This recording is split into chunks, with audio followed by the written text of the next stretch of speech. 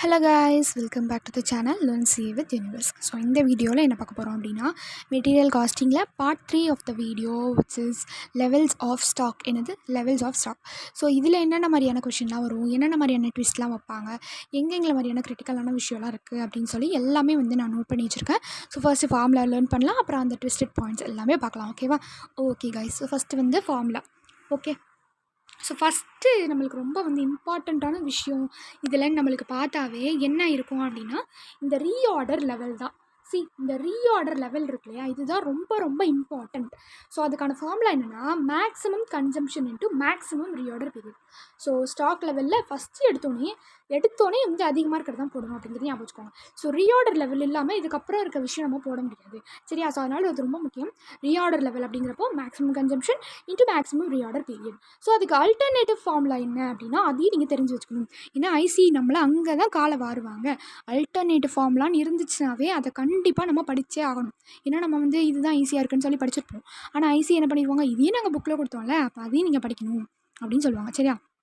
So நம்ம alternative ஃபார்முலாவை என்ன பண்ணணும், படிக்கணும். ஓகே, ஸோ அதுக்கு என்ன அல்டர்னேட்டிவ் ஃபார்முலா? ஸோ இதுதான் வேலைக்காகல, அதனால் கம்மியாக இருக்க விஷயத்துக்கே போவோம் அப்படின்னு சொல்லி என்ன பண்ணுறாங்கன்னா, minimum stock level plus average consumption into average reorder period or average lead period. இந்த லீடு பீரியட், ரீஆர்டர் பீரியட் இது எல்லாமே ஒன்று தான். ஓகேவா? ஓகே கைஸ், ஸோ நெக்ஸ்ட்டு அதுமாதிரி இந்த மேக்ஸிமம் கன்சம்ஷன், மேக்ஸிமம் யூசேஜ் இது எல்லாமே ஒரே மீனிங் தான். Okay, ton. ஸோ ரீஆர்டர் லெவலுக்கு இந்த formula. Next reorder quantity. Reorder quantity அப்படிங்கிறது கொஷினில் டேரெக்டாக கொடுத்துட்டாங்கன்னா இட்ஸ் ஓகே, டன்.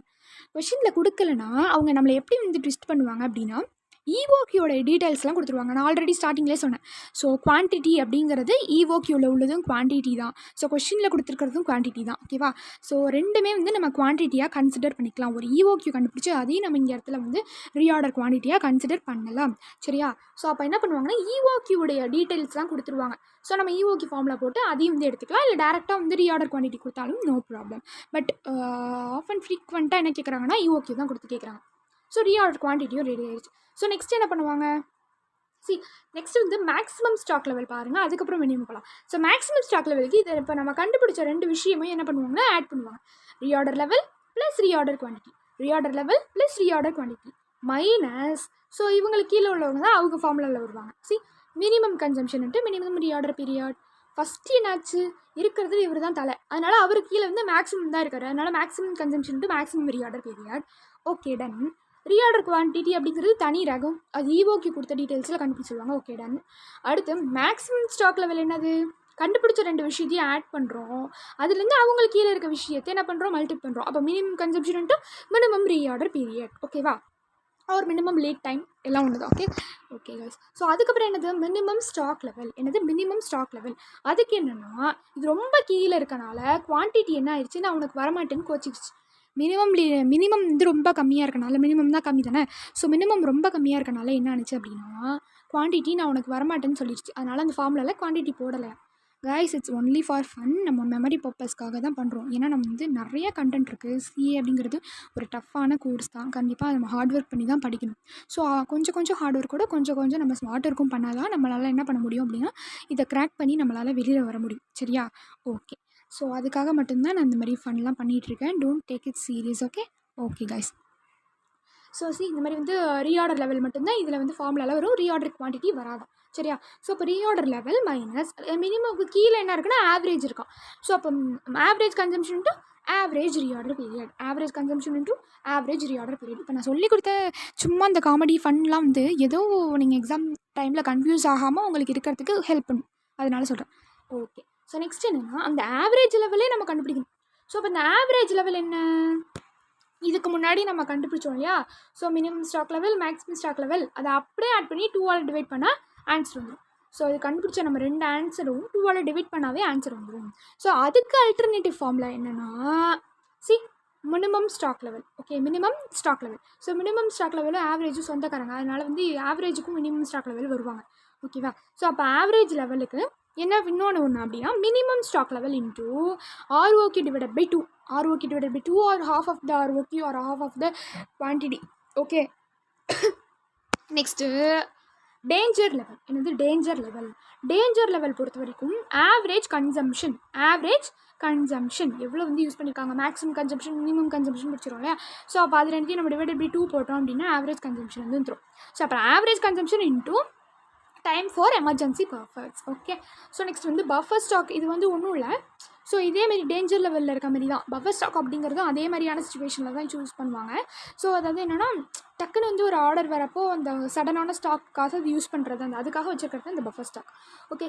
ஸோ இவ்வளோ தான் வந்து என்னென்னா லெவல்ஸ் ஆஃப் ஸ்டாக். ஸோ இதுக்கு ரிலேட்டடான ட்விஸ்டடான பாயிண்ட்ஸ் இதை வந்து எப்படிலாம் வந்து கொஷின் கேட்பாங்க அப்படிங்கிறத சம்டைம்ஸ் கொஷினில் வந்து என்னென்னா ஏதோ ஒரு வேல்யூ ஆவரேஜ் வந்து கொடுத்துருப்பாங்க. ஆனால் என்னென்னா மேக்ஸிமமோ மினிமமோ ஏதாவது ஒன்று என்ன இருக்கும், மிஸ் ஆகிருக்கும். ஸோ அப்போ ஆவரேஜ் கன்சம்ஷனாக இருந்தாலும் சரி, இந்த ஆவரேஜ் ரீஆர்டர் பீரியடாக இருந்தாலும் சரி, அந்த ஆவரேஜ் லெவல் அப்படிங்கிறத என்னென்னா அப்போ அந்த ஆவரேஜான எலமெண்ட்டுடைய ஆன்சரை கொடுத்துருப்பாங்க. Whether it will B consumption R it will B reorder period, இந்த மாதிரி வந்து எதாவது வேணாலும் இருக்கணும். ஓகேவா. அந்த ஆவரேஜ் வேல்யூ கொடுத்துருவாங்க. ஆனால் மேக்ஸிமம் கன்சம்ஷன் இல்லை மேக்ஸிமம் ரீஆர்டர் பீரியடா அதை வந்து மிஸ் பண்ணி விட்டு வேணும்னே நம்மளால் குழப்ப பார்ப்பாங்க. ஆனால் நம்ம கான்செப்டில் ஸ்ட்ராங்காக இருக்கணும். இதுக்கான ஃபார்முலா என்ன, நம்ம ஆவரேஜ்னு படித்தாவே ஆவரேஜ் கன்சம்ஷன் படித்தாலும் maximum level plus minimum level divided by 2 அதானே. ஸோ அதேமாரி தான். ஸோ அதேமாரி நம்ம இதை போட்டோம் அப்படின்னா நம்மளுக்கு ஆன்சர் வந்துடும். ஸோ எந்த வேல்யூ மிஸ் ஆகுதோ அந்த வேல்யூ அப்படியே வச்சுக்கிட்டு நீங்கள் எல்லாத்துக்குமே அப்ளை பண்ணுங்கள். அந்த வேர்டை மட்டும் அப்படியே வச்சுக்கிட்டு ஆட்டோமேட்டிக்காக நம்ம வந்து மேத்தமெட்டிக்ஸ் கால்குலேஷன் போடுறப்போ கிராஸ் மல்டிப்ளை ஆகி டிவைட் ஆகி ஆன்சர் வந்து நம்மளுக்கு கிடச்சிடும். சரியா. Okay guys. ஸோ நெக்ஸ்ட் என்னென்னா இதுதான் ரொம்ப இம்பார்ட்டண்ட். ஜான் அட்டெம்ப்ட் கொஷினில் வந்து கேட்டாங்க. நான் ட்ரை பண்ணேன், எனக்கு ஆன்சர் கரெக்டாக வந்துச்சு. ஸோ நீங்களும் வந்து இதேமாரியான மெத்தட் வந்து ஃபாலோ பண்ணுங்கள். சரியா. ஓகே. இப்போது கொஷினில் என்ன பண்ணியிருப்பாங்க அப்படின்னா சென்டர் வேல்யூ கொடுத்துருப்பாங்க. எப்படின்னா ஆவரேஜ் இவ்வளோ மேக்ஸிமமும் கொடுத்துருக்க மாட்டாங்க, மினிமமும் கொடுத்துருக்க மாட்டாங்க. ஆனால் இது ரெண்டுத்துக்குமான டிஃப்ரென்ஸு 4ன்னு கொடுத்துருப்பாங்க. அப்போ நம்மளுக்கு என்ன தெரியும், இதுலேருந்து நம்ம என்னத்தை நம்ம கண்டுபிடிக்கிறது கஷ்டப்பட்டு, இது ரெண்டுத்துக்குமான விஷயம் மட்டும் 4ஆக மட்டும் இருக்குமா, ரெண்டுத்துக்குமான டிஃப்ரென்ஸ். நம்ம எந்த விஷயம் நிறைய நம்பர்ஸ் இருக்குது, நம்ம 4ஆல் வந்து நிறைய நம்பர்ஸ் இருக்குது. 8 - 4 வந்து 4 தான் வரும், 10 - 6 வந்து 4 தான் வரும். நம்மளுக்கு என்ன நம்பர்னு நம்மளுக்கு தெரியும், மேக்ஸிமம் என்ன மினிமம் நம்மளுக்கு எப்படி தெரியும். ஸோ அதை ஈஸியாக கண்டுபிடிக்கிறதுக்கு தான் நான் இந்த ஃபார்முலா வந்து வச்சுருக்கேன். இங்கே பாருங்கள், அந்த மாதிரி நம்மளுக்கு கொஷினில் இந்த மாதிரி வந்து கொடுக்குறாங்க. ஸோ மேக்ஸிமமும் இல்லை மினிமமும் இல்லை, ஆனால் ஆவரேஜை கொடுத்துட்டு டிஃப்ரென்ஸ் அமௌண்ட் கொடுக்குறாங்கன்னா இந்த மாதிரி போடுங்க. மேக்ஸிமம் ப்ளஸ் நடுவில் டிஃப்ரென்ஸ் தானேன்னு சொல்லி கொடுத்தீங்க, நாங்கள் அதை நடுவில் வச்சு நாங்களும் போடுவோம் அப்படின்னு சொல்லி மேக்ஸிமம் ப்ளஸ் அந்த டிஃப்ரென்ஸ் அமௌண்ட்டை நடுவில் வச்சுக்கோங்க, ப்ளஸ் மினிமம் சைடில். Okay. Divided by 2 equal to அந்த என்ன ஆவரேஜ் வேல்யூ கொடுத்தாங்களோ அதை போட்டுக்கோங்க. சரியா. அவ்வளோதான். ஸோ இவ்வளோ தான், ரொம்ப சிம்பிள். இப்போ இதை வந்து நம்ம மல்டிபிள் பண்ணால் 12 கிடைக்குமா. ஸோ என்ன ஆகும், இந்த இடத்துல அடிஷனில் இருக்க 4 இந்த பக்கம் மைனஸில் போகுமா. அப்போ maximum plus minimum is equal to 12 - 4. Maximum plus minimum 8ன்னு தெரிஞ்சிருச்சு. அப்போ என்ன தெரிஞ்சிருச்சு இந்த இடத்துல, மொத்தம் அப்போனா 8 தான்டா அப்படிங்கிறது தெரிஞ்சிருச்சா இல்லையா. மொத்தம் 8 தான். அப்போ மேக்ஸிமம் அதானே, மொத்தம் 8னா அப்போ மேக்ஸிமம் 8 தானே, கரெக்டாக இல்லையா. அப்போ அதுக்கான டிஃப்ரென்ஸு சொல்லிட்டாங்க இப்போது. அப்போ அதில் நம்ம லெஸ் பண்ணால் மினிமம் எவ்வளோன்னு தெரிஞ்சிருமா. அப்போ மினிமம் என்னது நம்மளுக்கு இங்கே 4. ஸோ இந்த லாஜிக் ரொம்ப சிம்பிளாக இருக்குல்ல. ஸோ அதை வந்து ட்ரை பண்ணுங்கள். இந்த மாதிரிலாம் வந்து நம்ம டிப்ஸ் பண்ண நினச்சோம். ஓகேவா. Okay guys. ஸோ இதை வந்து நான் என்ன இன்னொரு வாட்டி வேணாலும் சொல்கிறேன். ஸோ ஜஸ்ட் குழம்பு வேணாம், நான் ஈஸியாகவே சொல்கிறேன். ஸோ ஸ்கிப் பண்ணாமல் பாருங்கள். மேக்ஸிமம் வேல்யூ மினிமம் வேல்யூ நம்மளுக்கு கொஷினில் கொடுக்கல, ஆனால் அதுக்கு ரெண்டுத்துக்கும் நடுவில் இருக்கிற டிஃப்ரென்ஸ் இவ்வளோதான்னு சொல்லி கொஷினில் கொடுத்துருக்காங்க. என்ன கொடுத்துருக்காங்க, 4ன்னு. சரியா. மொத்தம் ஆவரேஜான ஆவரேஜ்க்கான வேல்யூ என்னது 6. அப்போ நம்ம டிவைடட் பை 2 ஆவரேஜ் அப்படிங்கிறனால நம்ம போடுறோம் அங்கே 2ன்னு.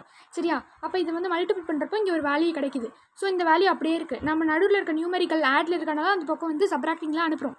ஸோ அப்போ அனுப்புனதுக்கப்புறம் நம்மளுக்கு வேல்யூ கிடைக்குது maximum plus minimum equal to 8ன்னு. அப்போ இது ரெண்டுத்தையும் கூட்டினாவே 8 தான் வருது அப்படின்னா அப்போ டோட்டல் 8 தான். அப்போ டோட்டல் 8 தான் அப்படின்னா டோட்டலே 8 தான் அப்படின்னா அப்போ அதுதான் அதிகபட்சமே இருக்குதுன்னு அர்த்தம். அதுக்குள்ளே தான் அந்த டோட்டல்னு அர்த்தம். கரெக்டாக. அப்போ டோட்டலே அதுதான் அப்படிங்கிறப்போ மேக்ஸிமம் 8 ஆகிடுது. அப்போ டிஃப்ரென்ஸ் 4 அப்படிங்கிறப்போ நம்ம லெஸ் பண்ணுறோம், மீதி இருக்க வேல்யூ நம்மளுக்கு கிடைக்குது. அதுதான் என்னது நம்மளுக்கு இங்கே மினிமம். இப்போ மேக்ஸிமமும் கிடச்சிருச்சு, மினிமமும் கிடச்சிருச்சு. ஸோ இதுக்கப்புறம் போய் லெவல்ஸ் ஆஃப் ஸ்டாக்கில் என்ன ரீஆர்டர் பீரியடாக இருந்தாலும் சரி, கன்சம்ஷனாக இருந்தாலும் சரி, இதுக்கப்புறம் போயிட்டு நீங்கள் அப்ளை பண்ணுங்கள். சரியா. அவ்வளோதான் கைஸ். ஸோ இதான் வந்து லெவல்ஸ் ஆஃப் ஸ்டாக்கில் இவ்வளோ தான் வந்து என்ன பண்ணுறாங்க அப்படின்னா அவங்க என்ன பண்ணுறாங்கன்னா இந்த மாதிரியான ட்விஸ்ட்லாம் தான் வைக்கிறாங்க. சரியா. So levels of stock formula வந்து நான் சொல்லி கொடுத்த மாதிரியான லாஜிக்கில் வந்து நீங்கள் என்ன பண்ணுங்கள் அப்படின்னா இது பண்ணுங்கள். ஓகேவா. ஸோ அது மாதிரி அப்ரோச் பண்ணுங்கள். It will be easy to memorise. Okay guys. So அது டவுட் இருந்துச்சுன்னா கமெண்ட் செக்ஷனில் கேளுங்க. Until then this is Shweta signing off. Thank you.